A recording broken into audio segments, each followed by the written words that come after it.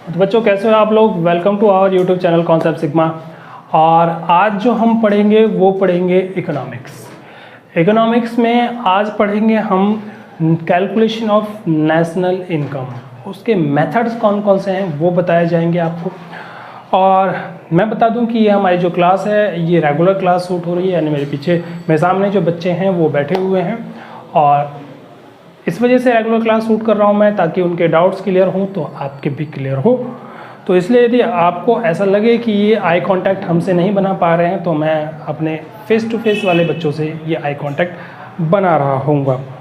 चलिए, methods of calculating national income, यानी national income निकालने की कौन कौन सी विधियाँ हैं। नेशनल इनकम पहली बात होता क्या है, तो नेशनल इनकम का मतलब है कि एक देश की घरेलू सीमा के अंदर, नेशनल टेरिटरी, डोमेस्टिक टेरिटरी के अंदर, एक देश की घरेलू सीमा के अंदर देश के सामान्य निवासियों द्वारा, एक देश के सामान्य निवासियों द्वारा देश की घरेलू सीमा के अंदर अर्जित आय को आप नेशनल इनकम कहेंगे, राष्ट्रीय आय। इसके अंदर हम वो इनकम भी जोड़ देंगे जो इनकम विदेशों से प्राप्त किया गया है। इनकम से क्या मतलब है? इनकम से मतलब है फैक्टर इनकम। फैक्टर इनकम क्या होता है? फैक्टर इनकम चार चीज़ों से प्राप्त इनकम को फैक्टर इनकम कहते हैं, यानी payments against factor input is called factor income. Factor income, तो फैक्टर इनकम फैक्टर इनपुट के अगेंस्ट मिले हुए पेमेंट को आप फैक्टर इनकम कहते हैं।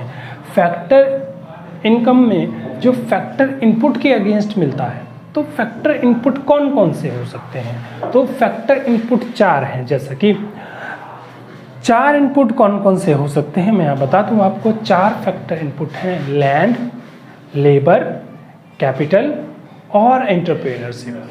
इन चार चीज़ों के अगेंस्ट जो पेमेंट मिलती है उसको कहते हैं हम फैक्टर इनकम।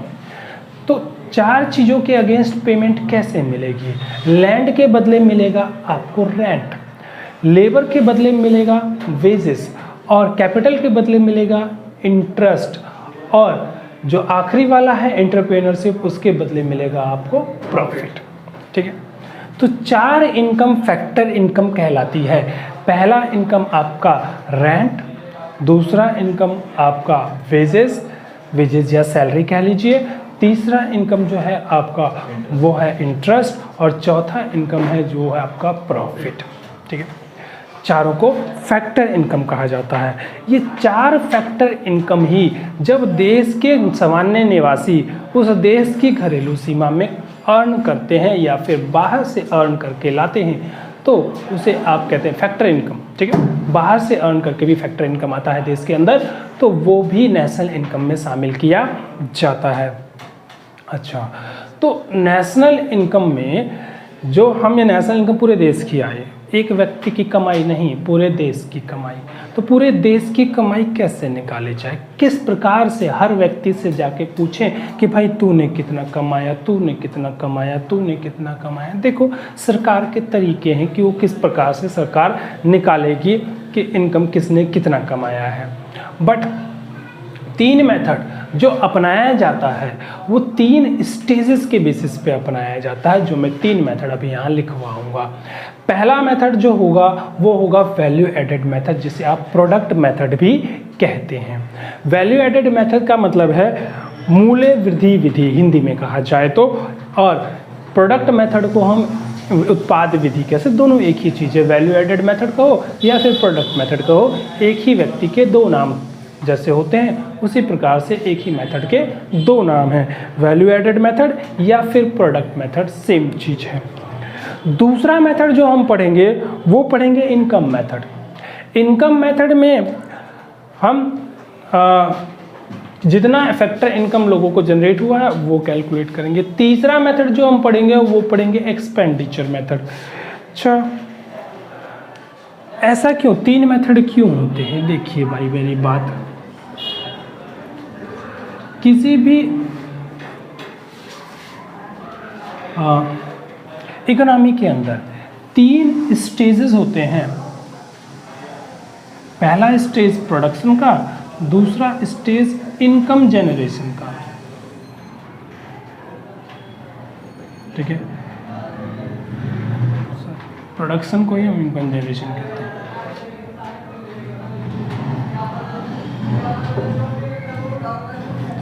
दूसरा स्टेज होता है डिस्ट्रीब्यूशन ऑफ इनकम।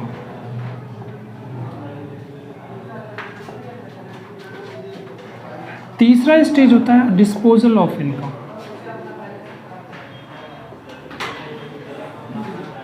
मतलब कि देश ने प्रोडक्शन किया तो इनकम जनरेट हुआ, उस इनकम को डिस्ट्रीब्यूट किया जाएगा किनको, जिन्होंने फैक्टरी इनपुट दिया था। फिर उस इनकम को डिस्पोज किया जाएगा यानी खर्च किया जाएगा। तो जब खर्च किया जाएगा तो उन्हीं वस्तुओं पे खर्च किया जाएगा जो कि प्रोड्यूस हुआ है। ठीक है, डिटेल्स में मैं समझाऊंगा इसके ऊपर अलग से टॉपिक बना के। इसे कहते हैं सर्कुलर फ्लो ऑफ इनकम।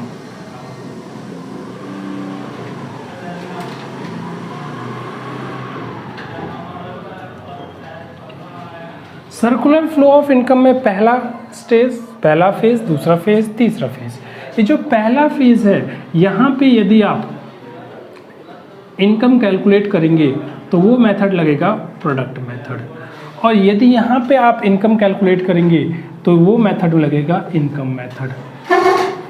और यदि आप यहाँ पे खर्चे वाले स्टेज पे कैलकुलेट करते हैं तो वो मेथड लगेगा आपका एक्सपेंडिचर मेथड। ठीक है, इनकम मेथड, प्रोडक्ट मेथड और एक्सपेंडिचर मेथड। तो इसी प्रकार से ये 3 मेथड निकाले गए हैं।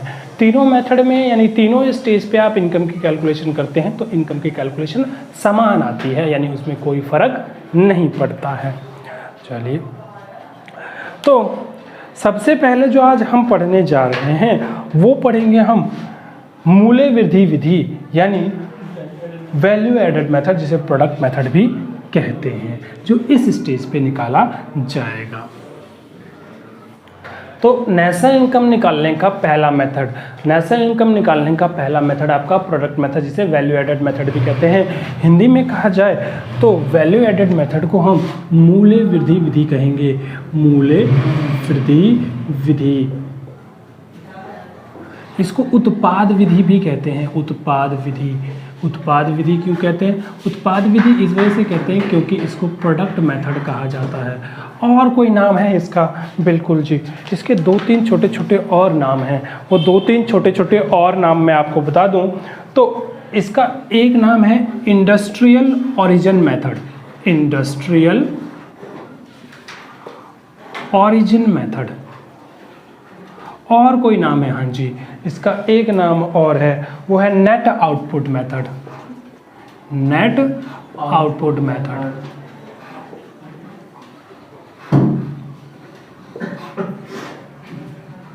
तो कुल मिला के इसको इतने नामों से जाना जाता है: net output method, industrial method, value added method या फिर प्रोडक्ट मेथड। इन सब नामों से इसको जाना जाता है। हाँ, एक ही व्यक्ति के 4 नाम हैं। अब वैल्यू एडेड मेथड होता क्या है, कैसे निकलता है, क्यों निकलता है, वो मैं आपको समझाऊंगा। देखो, वैल्यू एडेड का मतलब है कि कितनी मूल्य वृद्धि हुई है, किसके द्वारा? प्रोड्यूसर्स के द्वारा। प्रोड्यूसर्स कौन होते हैं? प्रोड्यूसर्स वो होते हैं जो वस्तुओं और सेवाओं को या तो निर्माण करते हैं या तो उसे बेचते हैं। बेचने वाला भी प्रोड्यूसर कहलाता है। हाँ जी, बेचने वाला भी प्रोड्यूसर कहलाता है, यानी जो चीज़ों को खरीद के बेचता है वो भी प्रोड्यूसर की ही गिनती में आता है। ठीक है, तो जो खरीद के कंज्यूम करता है सिर्फ वो कंज्यूमर है, जो खरीद के आगे रीसेल करता है वो भी प्रोड्यूसर है। ठीक, समझिए, जरा ध्यान दीजिए। ये मान के चलिए एक प्रोडक्शन प्रोसेस है।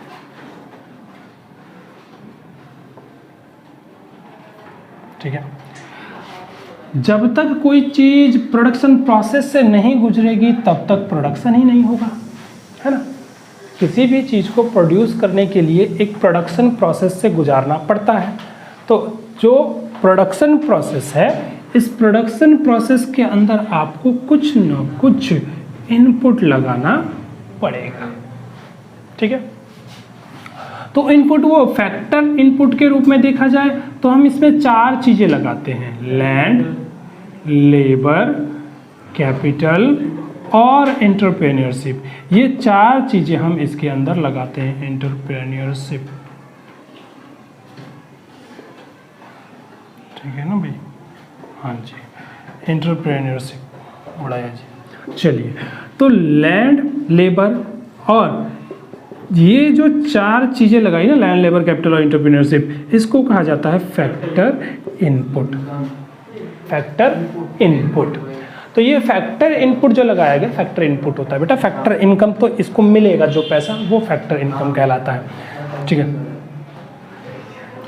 अच्छा, जब ये 4 चीज़ें लगाई ना आपने, तो इन 4 चीज़ों का इस्तेमाल करके कुछ चीज़ें खरीदता है वो। जो चीज़ें खरीदता है वो, उसको कहते हैं इंटरमीडिएट गुड्स।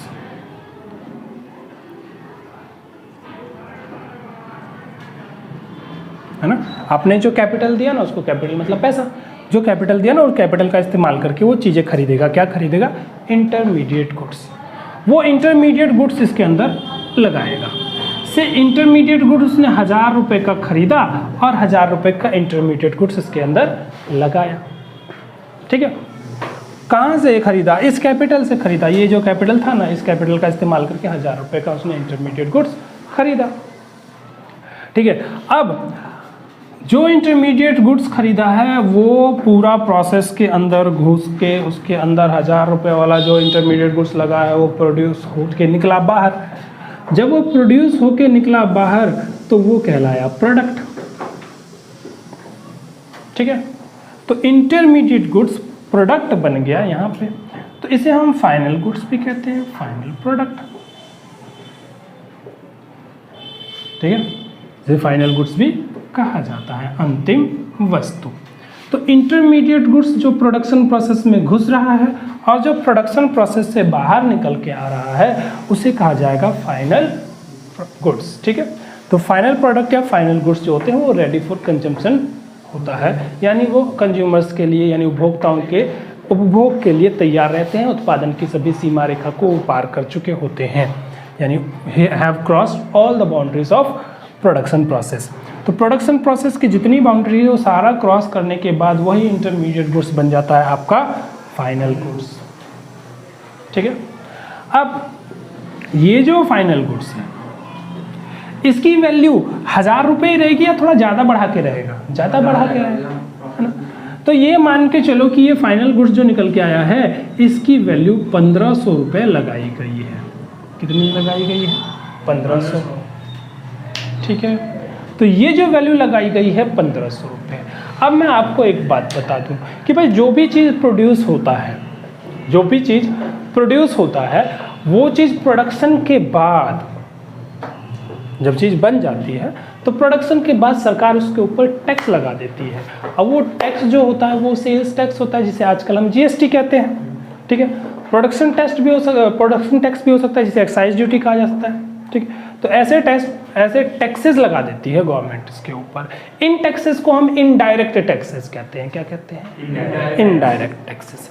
तो ये इनडायरेक्ट टैक्सेस उसकी प्राइस को मार्केट में बढ़ा देती है। जैसे हमने 1000 रुपये की चीज़ लगाया और बना के कितना निकाला? 1500 रुपये का। 1000 रुपये की चीज़ लगाया और बना के निकाला 1500 रुपये का कि भाई हमारा 500 रुपये का प्रॉफिट है, 500 रुपये हमने कमाया, ठीक है। अब ये 1500 रुपये का मार्केट में नहीं बिकेगा। क्यों? क्योंकि मेरे प्रॉफिट का तो 500 रुपये है, सरकार भी अपना पैसा इसके अंदर जोड़ेगी, लेकिन सरकार मुझे भी तो पैसा चाहिए कुछ। तो सरकार कहेगी कि ये 1500 का नहीं बनेगा, इसकी बिकेगा, इसके अंदर मैं टैक्स लगाऊंगा। तो टैक्स जो होगा वो NIT कहलाएगा, जिसको हम शुद्ध हिंदी में कहते हैं शुद्ध अप्रत्यक्ष कर। अप्रत्यक्ष कर, जिसको हम NIT कहेंगे, जो 1500 रुपये में जोड़ा जाएगा। तो 1500 रुपये में जो जोड़ा जाएगा, से फॉर एग्जाम्पल में सरकार ने इसमें 100 रुपये का, 200 रुपये का NIT जोड़ दिया। अब ये चीज़ मार्केट में बिकेगा कितने रुपए का? 1700 रुपये का, ठीक है। अब ये कितने का बिकेगा? 1700 रुपये का। तो 1000 रुपये की चीज़ में 500 रुपये की वैल्यू एडिशन हुई और वो बिका कितने का? 1700 रुपये का। तो फाइनल प्रोडक्ट मार्केट में बिक रहा है आपका 1700 रुपये का। बात समझ में आई? इसको आप कहते हैं सेल। क्या कहा जाएगा? सेल। ठीक है। अब यदि मुझे वैल्यू एडिशन निकालनी है तो वैल्यू एडिशन निकालनी है तो मैं ये 1500 रुपये यूज नहीं करूंगा। 1500 रुपये वैल्यू एडिशन नहीं निकालेंगे, हम टोटल वैल्यू एडिशन देखते हैं कि टोटल वैल्यू एडिशन कितना हुआ है। तो टोटल वैल्यू एडिशन के लिए आप आखिरी वाले से लेंगे, ठीक है, जितना भी टोटल प्रोडक्शन हुआ है वो आखिरी वाला। तो आखिरी वाला भले ही आपने इसे बेचा हो मार्केट में या फिर अभी तक बेचा नहीं है, तो इसमें से आप इसको लेस कीजिए। किसको? ये 1000 रुपये को। जब आप 1700 रुपये में 1000 रुपये को लेस करेंगे तो वो कहलाएगा वैल्यू एडेड। ठीक है, मूल्य वृद्धि। तो मूल्य वृद्धि कितना है? 1700 माइनस 1000 यानी कि 700 रुपये। फिर इसको क्या कहेंगे? इसको कहेंगे उत्पाद का मूल्य, हिंदी में। इंग्लिश में कहेंगे वैल्यू ऑफ प्रोडक्शन। ये वैल्यू ऑफ प्रोडक्शन हमेशा कौन से प्राइस पे होता है? ये वैल्यू ऑफ प्रोडक्शन होता है आपका मार्केट प्राइस पे। ठीक है, तो मार्केट प्राइस पे जो वैल्यू ऑफ प्रोडक्शन हुआ है उसमें से आप माइनस कर दीजिए इंटरमीडिएट गुड्स, तो जो डिफरेंस आएगा वो मूल्य वृद्धि कहलाएगा, यानी वैल्यू एडिशन। ये जो वैल्यू एडिशन आया है ना, ये वाला वैल्यू एडिशन, इस वैल्यू एडिशन को हम इकोनॉमिक्स की भाषा में जीडीपी एट एमपी कहते हैं। GDP at MP, gross domestic product at market price. Gross domestic product at market price. ठीक है, ये gross domestic product at market price है। तो ये बात यदि आपको समझ में आ गई हो तो इन्हीं बातों से हम फॉर्मूला बनाएंगे। ठीक है, चलिए फॉर्मूले की तरफ बढ़ते हैं। हाँ जी, तो आगे जो हमें पढ़ना है वो मैंने बातें तो आपको वैसे समझा दी है कि वैल्यू एडेड मेथड होता क्या है, पर वैल्यू एडेड मेथड में निकालेंगे कैसे नेशनल इनकम, वो मैं आपको बता दूं। तो वैल्यू एडेड मेथड में नेशनल इनकम निकालने के लिए कुछ फॉर्मूले हैं, जो बातें बताइए ना मैंने आपको यहाँ पे, उसी चीज़ को फॉर्मूले में लिख देते हैं। उसी चीज़ को किस में लिख देंगे? फॉर्मूले में। तो वो कहलाएगा, मैंने क्या किया, आखिरी वाला जो हिस्सा था जो मैंने अभी यहाँ मिटाया है, वो आखिरी वाला जो हिस्सा था वो था उत्पाद का मूल्य। उस उत्पाद के मूल्य में से क्या माइनस किया? मध्यवर्ती उपभोग, हिंदी में बोले तो, यानी वैल्यू ऑफ प्रोडक्शन में से माइनस किया इंटरमीडिएट गुड्स। तो क्या निकल के आया? Value added. बस उसी को फॉर्मूले में लिख देना है। उसी को यदि मैं फॉर्मूले में लिख दूं तो value added equal to value of production minus intermediate goods.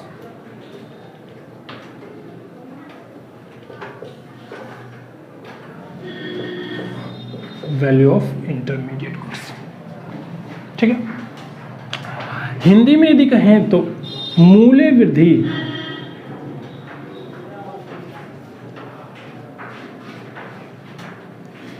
Equal to उत्पादन का मूल्य